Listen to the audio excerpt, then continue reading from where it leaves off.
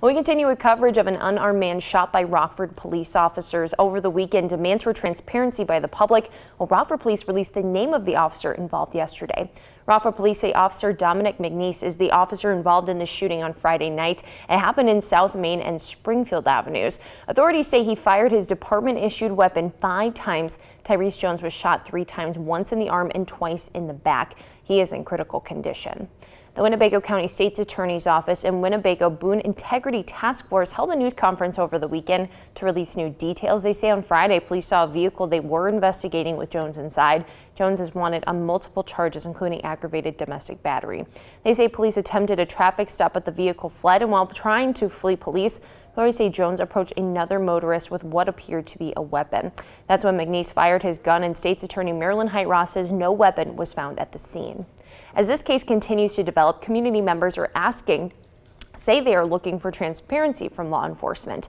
13 News reporter Lauren Baker tells us why they say more transparency can lead to more trust and a stronger community.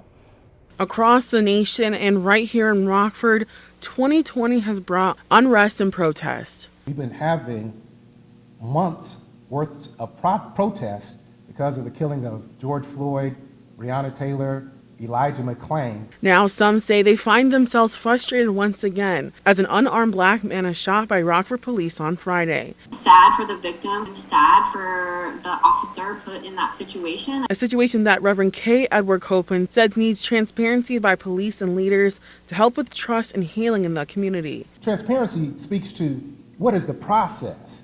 Does everybody understand the process by which you're going to investigate these things? He also says a lack of transparency and communication can create a lack of trust in the community. Don't give me the victim's record, but then tell me, well, I can't talk about the police officer's personnel record or whatever. If neither one can be discussed, then don't discuss either. And he says information should be shared sooner. Specifically, he says community members didn't find out until a day later that a weapon was not recovered from the shooting scene.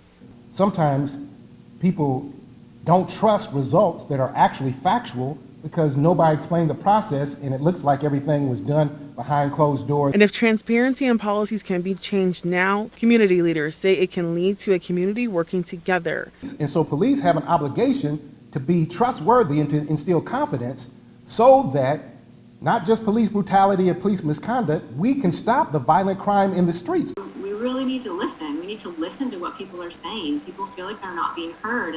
Because they say the only way our community can get through this is by sticking together. For your 13 Weather Authority, Lauren Baker, 13 News.